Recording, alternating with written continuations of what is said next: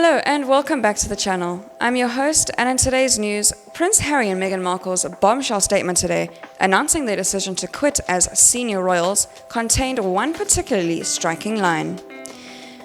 We intend to step back as senior members of the royal family and to work to become financially independent while continuing to fully support Her Majesty the Queen, the couple said. Working to become financially independent? What does that mean exactly? At a basic top-line level, it means being able to work, to pursue commercial deals, to earn an income of their own outside the royal family. Fair enough, but like so many aspects of Meghan and Harry's announcement, the details are frustratingly vague. Perhaps that has something to do with the fact that they went public with their intentions before bothering to first tell the Queen, Prince Charles, or for that matter, anyone else in the royal family. In an alternate universe where the situation was handled competently, all the details of the couple's new life and, crucially, their ongoing relationship with Buckingham Palace would already have been settled behind the scenes. There would have been a nice, clean, amicable joint statement and a clear explanation of what responsibilities and benefits Harry and Meghan would endure and enjoy going forward. Instead, what we have is a passive-aggressive statement from the blindsided palace saying discussions with Harry and Meghan are at an early stage and there are complicated issues that will take time to work through. And we have a revamp of the couple's personal website, which combines reams of meaningless PR drivel with unilateral pronouncements about things the pair actually have no control over. I'm particularly thinking of the section dealing with funding. The Duke and Duchess of Sussex have made the choice to transition into the new working model, as they step back as senior members of the royal family and no longer receive funding through the sovereign grant. They will become members of the royal family with financial independence, which is something they look forward to, it states.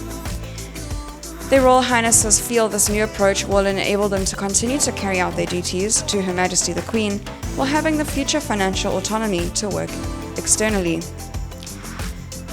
While the contribution from the sovereign grant covers just 5% of the cost, the Duke and Duchess, and is specifically used for their official expense, the Royal Highnesses prefer to release this financial tie. So they're giving up their share of the sovereign grant, which is the public money used to fund the royal family each year. We can all agree that's the right move. But what about their other 95%? In Harry and Meghan's words, that is funded by income allocated by His Royal Highness, the Prince of Wales, generated through the Duchy of Cornwall. That's a fancy pants way of saying Harry's dad gives him a lot of money. And where does that money come from? The public. Prince Charles is, among other things, the Duke of Cornwall, which means he receives the income from the duchy.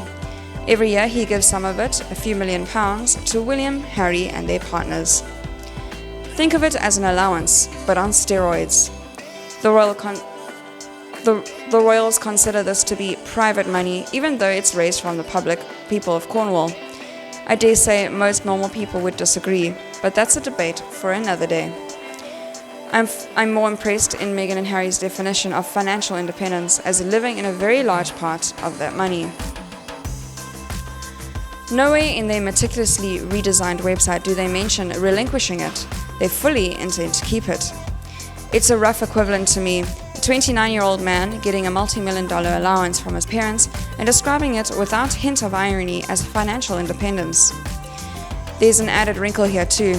While Harry and Meghan have assumed, probably correctly, that they will keep receiving the cash, they actually don't get to choose.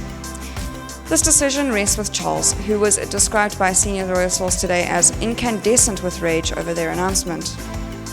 It's exactly the sort of detail that should have been negotiated before any of this went public. Instead, the Sussexes have merely assumed Charles, and by proxy the people of Cornwall, will keep paying their way. It's extraordinarily presumptive. There are other obvious exceptions to Harry and Meghan's newfound independence. For example, they seem to think that they should be able to keep using Frogmore Cottage as part-time residents, so they can always have a place to call home in the United Kingdom.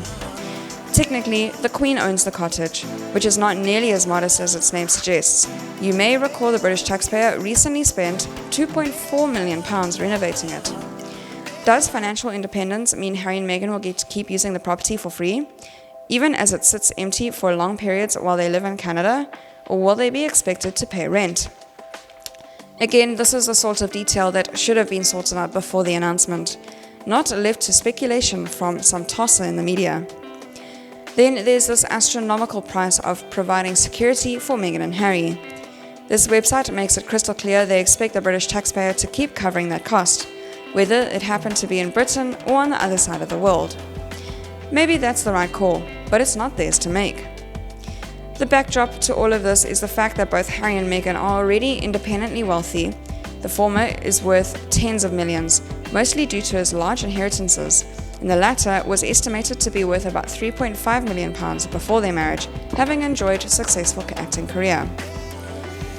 It is absolutely bizarre to hear two multi-millionaires with exceptionally more money in their 30s than most people earn in their lifetimes talk earnestly about working to become financially independent.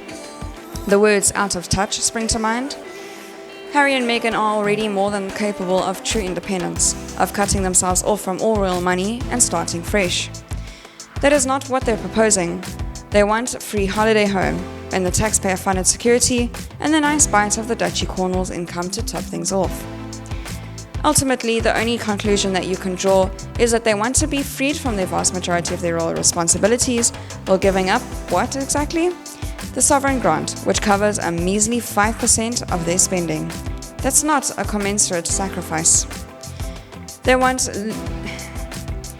to leverage their mega celebrity status to earn an entirely new fortune as private citizens without relinquishing most of their financial benefits they get from their connection to one of the most powerful public institutions in history. There is a fair balance to be struck here, somewhere. It will require a process of painstaking, detailed consultation between the couple, the palace, and the British government. Harry and Meghan didn't consult at all. The backlash, which has already started, was inevitable. Thank you very much for listening, and I'll see you next video.